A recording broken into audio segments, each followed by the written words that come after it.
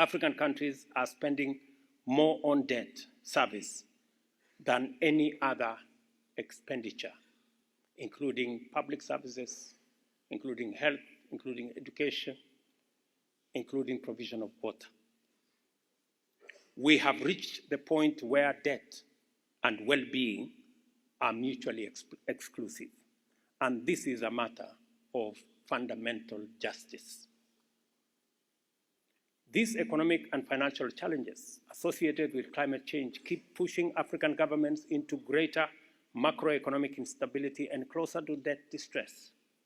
Low and middle income countries are now contending with a conditional fiscal burden of trying to recover from increasingly frequent and high-cost climate crises. Climate change is not an exclusively African problem, but an existential threat to humanity.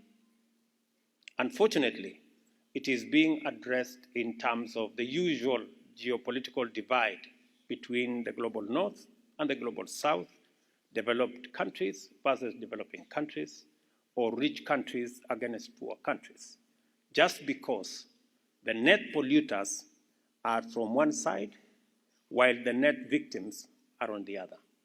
It is time for Africa to champion a new vision to transform climate action into green climate positive growth. No nation should have to contend with crises as frequent, severe, and large-scale as climate crises currently besieging Africa on their own. And no country should ever have to choose between climate action and national development on account of limited resources. The fundamental problem with these pledges and promises is that despite the best of our intentions and our utmost endeavors, none of them has materialized. This brings us to the question that inevitably follows. What then? What do we do? We also need to facilitate trade by making it possible for business people to be able to transact their goods, their services, without the unnecessary complications in changing currencies. That is why we want the Pan-African payment system that is going to assist African business people to be able to trade and move goods and services better.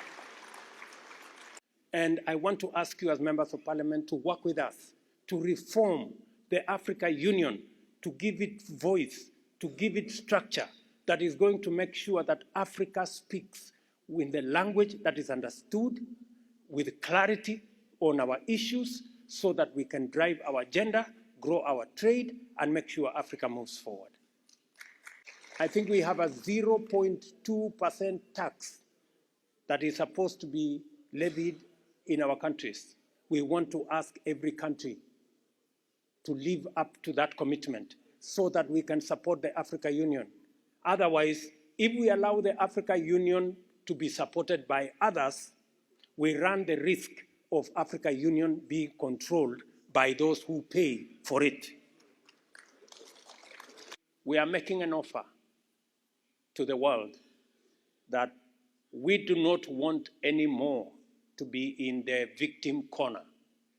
We want to be in the table of discussion on arriving at a solution to the challenge that we face collectively.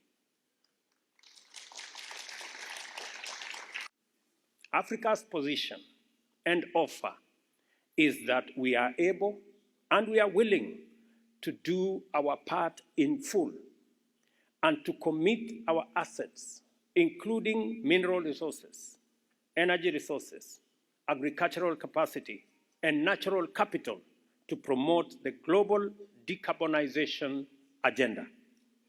Africa is the young, clean, green continent of the future. Our multilateral institution system struggled to take into account African sovereignty and is structurally unable to attend to African aspirations.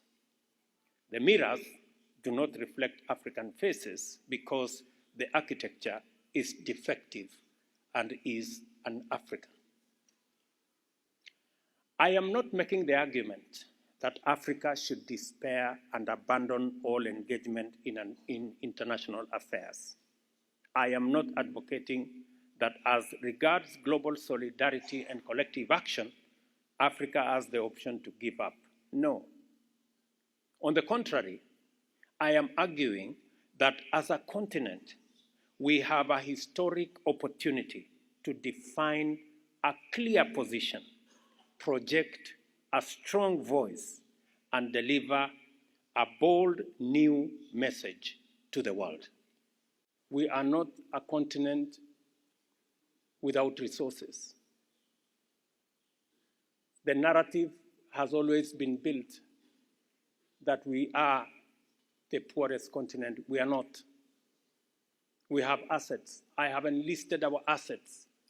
We have huge, tremendous renewable energy resources. We have mineral resources. We have huge resources in smart agriculture. We have the youngest population. We are the continent of the future. All we want is that we want a new discussion where we are part of the discussion. And we are saying, and let me tell you leaders, because I'm speaking to policymakers here, we are saying we do not want anymore to be the continent that we are asking for help, we are asking for aid. We want to have a different conversation. We want to have a conversation of equals. We want to bring our assets. We have assets as a continent, and we want these assets to count for something. We have already made the decision as the government of Kenya that for you people from Congo, Brazzaville, from tomorrow, you will not need any visa to come to Kenya. It is part of the reason that will begin to increase trade between our countries. When people move, ideas move. Relationships are built. Business is built. Enterprise is built. Trade is built. And that is what we must do.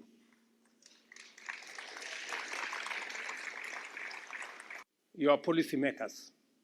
I really want to persuade you. We now have the Africa Continental Free Trade Area that is going to facilitate trade between all our countries. Among the conversations we are going to have with President Sassou is how to connect the Indian Ocean and the Atlantic by road. From Mombasa to Kampala, the road is already built. From Kampala to Beni, the road is being built. We want to build it now from Beni to Kisangani, and then from Kisangani, we want to bring it all the way to Pont Noir here, by road, by water, and by rail.